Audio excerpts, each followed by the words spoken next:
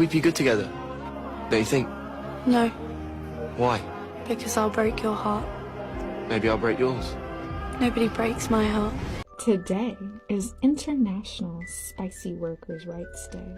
What does that mean? That means it's your chance to spoil your local spicy worker.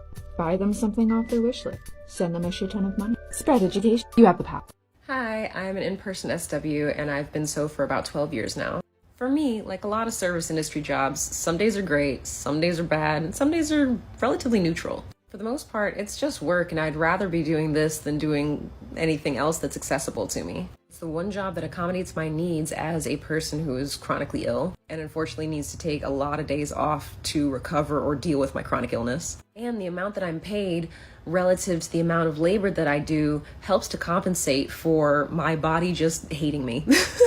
I'm able to live really comfortably, live in a nice apartment in a nice neighborhood, have savings, investments, travel when I want to, and have the time and ability to manage living in this human body that I've got. So I do enjoy some aspects of my work, mainly being able to survive this capitalistic hellscape that we call a country. What I don't love is the stigma and violence that is oftentimes directed at people like me who turn to this line of work because there aren't many options. Men are the easiest thing in the entire world. If you are wondering how you and another woman got the same man, it is because men are the easiest thing in the entire world. I have never wanted a man and not gotten him. Do you have any idea how many men have wanted me and not gotten me? There has never been a single man that I have wanted that I have not gotten because men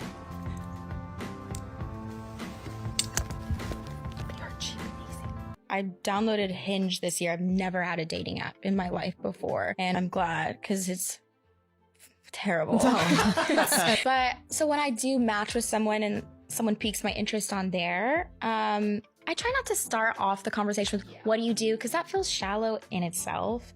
But so you start with like a gentle sext. You're like, can I send you something weird? Weird. Here's like, my link. Yeah, you're like, subscribe here. You can see whatever. Yeah. Forgive me, I literally woke up like this. Makeup is flaking the fuck off. Slept in it, didn't give a shit. Anyway, I wanted to go on a little rant because I have seen such an uptick in people wanting to create spicy pages. And as someone who's been in the spicy network for 9 years now, in that industry, I just want you to know that you need to consider everything, and I do mean everything, before starting a spicy page. This shit is not easy, okay? It might be fast money, but it is not easy money, okay? You need to consider who all's going to see it, because they will eventually, all right? You need to consider your work ethic, consistency. Hi, I'm Louise. I'm a former youth pastor, former science teacher, a former drug user, a current sex worker, and a full-time counselor. Even if someone is an online personality, it's important to look at them complexly. I am much more than just a sex worker. I am much more than an addict. So she's a professional degenerate and someone counseling the youth? No wonder why the West is failing. The whole point to a youth counselor is to prevent girls from becoming adult entertainers. That's a clear sign of failure in life. Because once a sex worker or a hoe, always one. There's no phases or recovering from that. She's already deep in the cock carousel black hole. Just like modern women, she wants to live life without accountability. And worst of all, she's going to influence the younger generation of girls to do the same and think the same. The voice that I've kind of created for myself out there in the public, and the more I understand how much further we have to go for sex worker rights, I think I've made a conscious decision that I don't intend to leave until I see some of the sex worker rights improve. I don't know how long that's going to take. It might never happen. Maybe I'm going to be a sex worker till I'm 90 and there's nothing wrong with that, but I don't see myself leaving anytime soon. There's still a little bit too much work to be done before I leave. The so-called voice she created for herself is the hoe kind. Who is she and these feminist 304 pros trying to fool with these elaborate descriptions of their work as if they're an Oscar award-winning actor? Spreading the legs and just panning the camera down needs no method acting. There's no secret to it. And her choice to fight for the streetwalkers is a massive cope. She's making a necessity out of virtue. No great man will ever commit to her, and she knows that. That's why she's on her feminist crusade. And I hate to give her the bad news, but once she hits the wall, her appeal will drop like a stone in the water. The same simps who subscribe to see a cute chick won't be around once she turns into a hag. She's going to learn that this is a two-way street. Just like she likes simps for their money, they like her for her looks. Let's read the comments. Chick commented, "These girls seem more proper than lots of the YouTubers and Instagrammers. Spoiler alert, they're all trash. So it's like comparing vomit to shit." Someone responds to the comment, "The operative word is seem. Everything is a facade, especially their business. It's just professionalism actually. Random people on social media just take it as their private audience, so they're more natural and don't put on airs. These chicks are pros into fooling the men who get rejected by most women, thinking that they're rock stars and Chaz. They also know how to play the innocent angle really well because it makes the men they interact with forget they suck a lot of privates to pay the bills. Just like you have to get X amount of work done to get paid so you can pay your mortgage, car note, or rent. These nightwalkers gotta give X amount of quickie BJs and receive raw dogs to make enough for the weekly stay or rundown hotel they live at." Dude comments, "All three of them are so pretty. If they didn't have any type of appeal, they'd be broke. So of course, they're going to be decent looking at least." Another comment said, "The perspectives are fascinating. They are incredible ladies. Living in America, sex workers face discrimination. Except for Nevada, other states prosecute the workers and somehow give the people seeking sex a free pass. It's time for legalized sex work. And if you are opposed to sex work, do not participate or hire someone for sex." Can simps stop blowing smoke up their ass? No. Incredible ladies are mothers who stay at home and raise 5 kids while the father works a hard job. These chicks are typical thoughts who are at least upfront and honest that they want money for sex. Most modern women will do this, but call it dating. I've lost my whole family and it sucks. So a lot of times when people ask me if they should do porn, I tell them no. I tell them that it makes life really hard. It makes dating really hard. It makes your family life really hard. It makes intimacy hard. You're putting yourself out there and the world is now judging you. You have to be okay with being shamed every day of your life. I don't even want to have children because I do porn because I'm worried of the way that people will treat my child. With me personally, my mom was supportive in the beginning. She kind of just let me do whatever, that I think it was a good thing. I had a lot of freedom. As time progressed and I became successful, I started to feel like my mom was using me so that she could live a more luxurious lifestyle. When I started to set like these boundaries, not giving her money or things like that, it made our relationship a bit more difficult and almost toxic. And so it sucks. I don't have a mom anymore. I don't talk to her. I miss having a mom. I feel like you can't rewind and you can't go back. I don't have that relationship with her anymore. I don't ever think I will. And that bums me out. Bums me out a lot.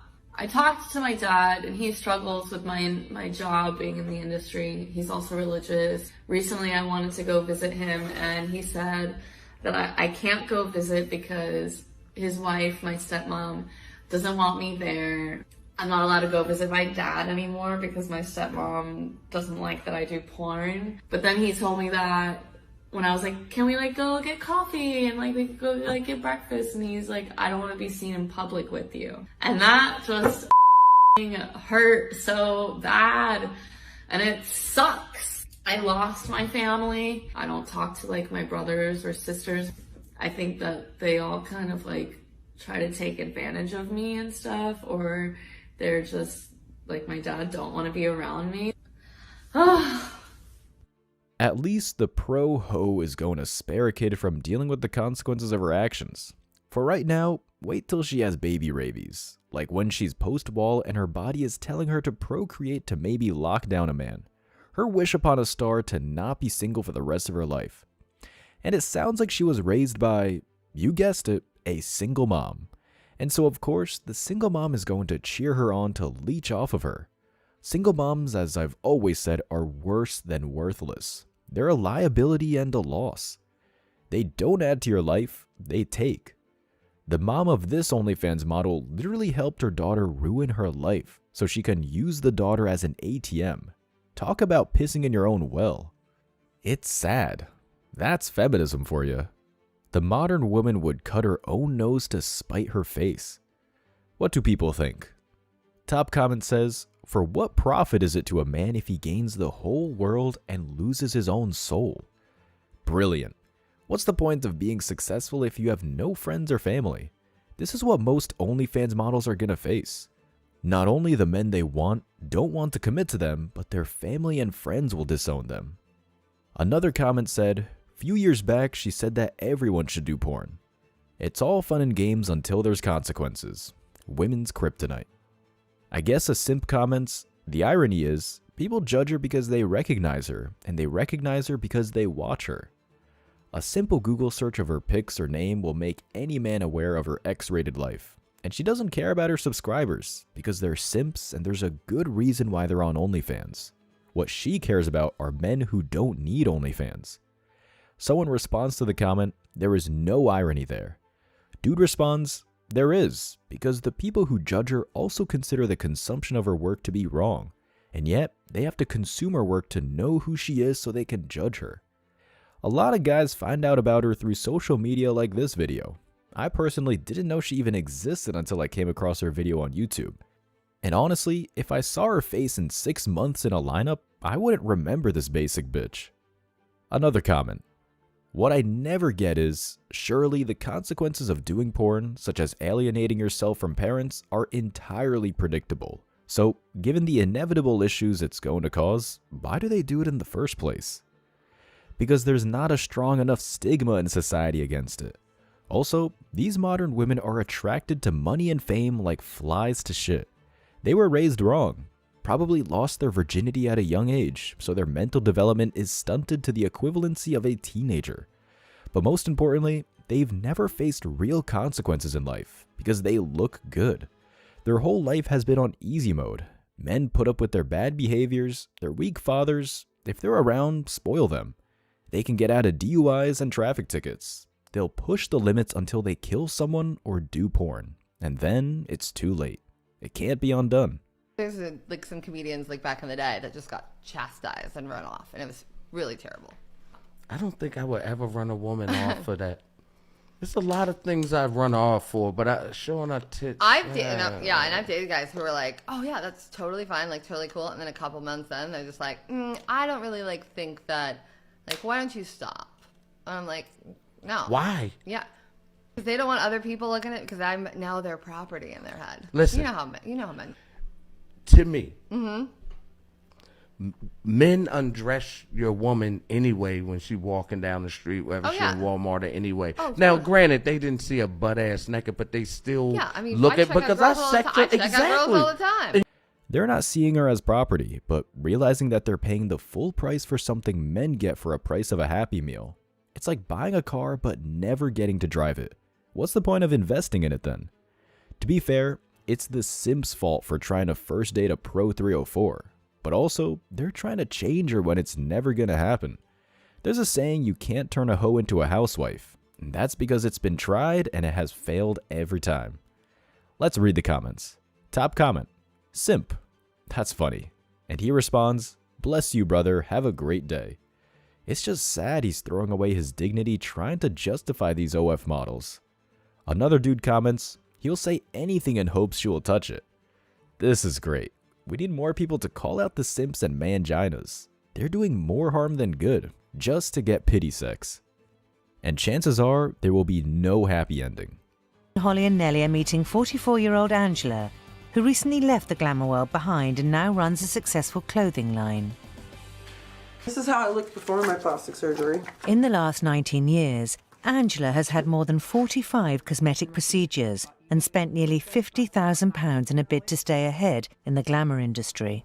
I've seen very, very few women be able to successfully use the industry towards their benefit. You have to have some kind of plan. Otherwise, you are going to be 40 years old, you are going to have no skills, I'm sure you'll be beautiful when you're 40, but you're still going to be a 40-year-old stripper. My stage name was Monique. It got really hard after a while to feel like what everyone wanted me for was my sexuality, and feeling like no one saw value in me for anything other than that. Who are you really? What is your true self? And I would say that anything that takes you away from that is something to really think about. At least these pro suckers are honest. The old hag hit a bunch of walls, so if she's really in her 40s and has $50,000 worth of surgeries, she must look like roadkill without them. And for the streetwalker who claimed men only saw her for one thing, that's the price she got to pay from doing that work. Because at the end of the day, that's her true value. She traded her dignity to make easy money. She can't have it both ways. My hot take about the sex industry and sex work is that it is really hard. And sometimes it is really traumatic. And honestly, things don't need to be the way that they are. Like, at all. But I don't feel like sex workers really ever have safe spaces to openly talk about their jobs or the trauma they face or like the violence they possibly endure, because people are always trying to rescue us or save us or talk over us or create an inaccess to an industry we literally rely on, or perpetuate more violence and stigma and criminalization. And like, it sucks because at the same time that I'm making videos about my sugar daddy, I also can't talk about the times he's tried to assault me. Because then people will just be like, well, you can't keep seeing your sugar daddy. And then I'm like, well, yeah, but also I need to keep paying my bills. And I think a lot of that also aids to, like, people are always like, you guys glamorize and glorify an industry. And it's like, no, we don't. No, we don't. We have to lean into respectability politics and only share certain aspects of this. And we're also dealing with stigma and criminalization and fucking censorship that none of y'all bitches want to get in the boat and have a conversation with us about, because, like, you don't think that censorship affects you. That's real loud right now. That is real loud. But, like, every time sex workers do try to hold space and, like, take up space to be like, sometimes this shit isn't great and it's hard. And XYZ, I'll have my clients being like, is this about me?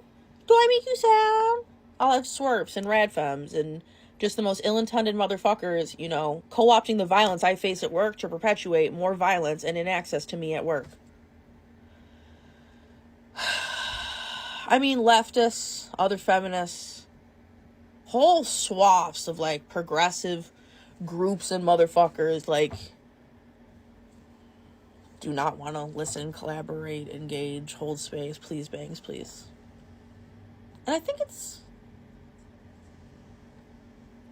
annoying. Especially when I watch, like, swerfs and radfems, like, spend so much time reaming against an industry they themselves are not struggling to survive in. And, like, when my legislators spend so much time, like, conflating sex work with trafficking. And it's like, we're right here. Generations of workers are right here, actually. Different types of workers doing different types of work. And, like, I know everyone and their mom has some lukewarm take about, like, fucking sex work. But, like, damn, that whorephobia is deep, dude. I mean, there are times I've, like, talked about my job and then motherfuckers would be like, just go get a new job. As if so many people are not turning to this line of work to be accommodated in some regard. And I know it's the hypervisibility and the way in which civilians glorify and glamorize this shit. But it's hard. And I wish I could be more honest about the realities of how hard it is without that violence being co-opted or, I don't know, me losing a whole platform. That's hilarious that the feminists are attacking each other. We need more of that. Get the popcorn out and watch these bitches catfight. She can't complain about it. She chose to live this lifestyle knowing the risks. The sugar daddy assaulted her, but she sure came back to him for that extra $1. And how do you know it was true assault and not her stopping his advances that he paid for? She keeps on saying it's hard. No, it's not. That's why she's doing it to avoid hard and real work. That is, staying a virgin till marriage, staying in shape, or doing a real job like engineering or plumbing. Try tarring roofs in the middle of summer on the East Coast. That's hard work. let's see the comments. I love this video. Sex workers, including me, have to deal with constant marginalization from the religious right and anti-SW activists. Apparently, feminists look down on them too. That's what she was complaining about. Another comment, on disability, I think that's really interesting because we don't think about SW with disabilities who can't work in a regular space but can make a lot. That's what a lot of these feminists claim. They're disabled so they can't do regular jobs. Yet, there are people in wheelchairs working corporate jobs all the time, or honest jobs at home like coding or transcribing. But that's actual work, and most modern women are too dumb or lazy to do real work.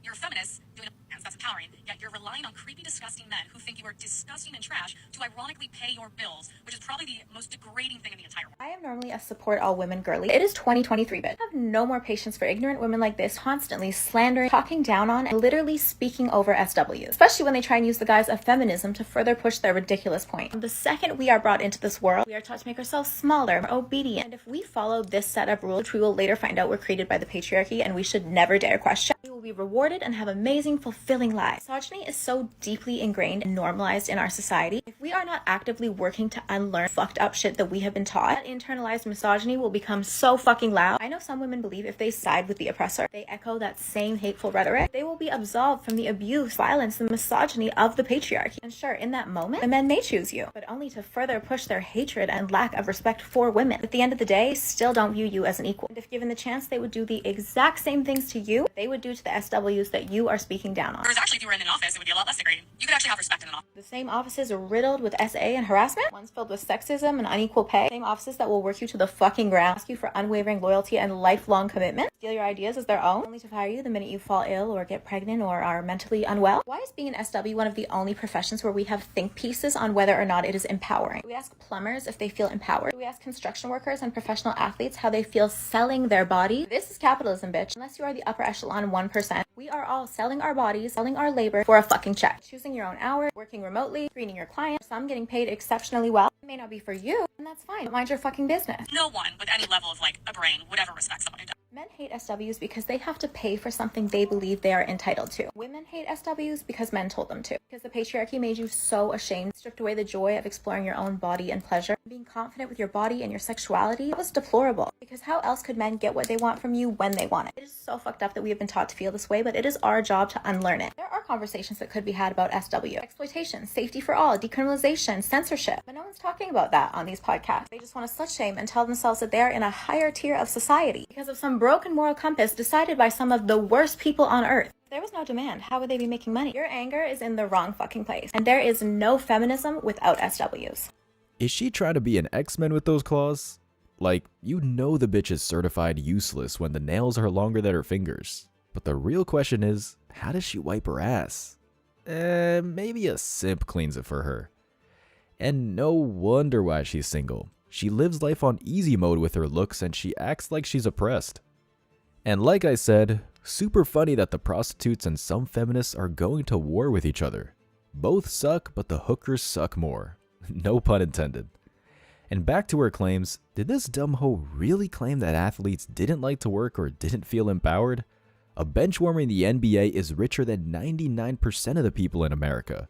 These athletes are treated like gods. When LeBron James tweets, it makes the news. Also, a lot of plumbers are super happy. They make over $50 an hour, which is 6 figures per year. They're debt-free because they didn't get a worthless major. They're usually homeowners at a young age, and if someone treats them like shit, that person will be living in shit because the plumber can go to the next person who needs their pipes fixed. A plumber will never run out of work because some fat fuck will always clog the toilet. The comments are full of other women co-signing her delusions. You dropped this. Well said. Louder. I'm early, and I love this. You killed it as always. Thought comments. If men can use my beauty for their own goals, then damn it, I will too. I'll use creepy man money to pay my bills. Why not? What goals? And how do they use her beauty? Thought it was her body, her choice. And these 304s will say anything to justify their degeneracy. More comments saying something similar. Having creepy men pay my bills for 20 minutes of my time versus 50 hours a week sounds like a power move to me. I'm unsure how getting creepy guys who don't respect me to pay my bills is worse than working for a creepy boss who doesn't respect me. Taking advantage of shitty men? Sign me up. I'm exploiting gross men actually, and it's very fulfilling. You hear that, simps? This is what these 304s really think of you when you sub to their OnlyFans or cash up them $200 for feet pics. These strong and independent women sure like to rely on men to make money. None of them are talking about learning to code so they don't have to deal with creepy men, or God forbid, marry a great guy with a great job so they don't have to deal with creepy guys. It's all this fake power BS of allowing creepy guys to desecrate them in exchange for their bills to be paid. Let's check in on her once this thought hits the wall or once someone creates an AI version of her so she can't make money off her looks. Let's see if she has the same energy. As always, I wish you tremendous success. Now it's your turn. What do you think? Let me know your thoughts in the comment section below. Remember that if you leave the best comment, you'll get $5. Thank you so much for watching. If you found value in this video, hit the like and subscribe buttons, ring the notification bell so you don't miss out on future uploads, drop a comment, and share it. See you in the next video. Till next time.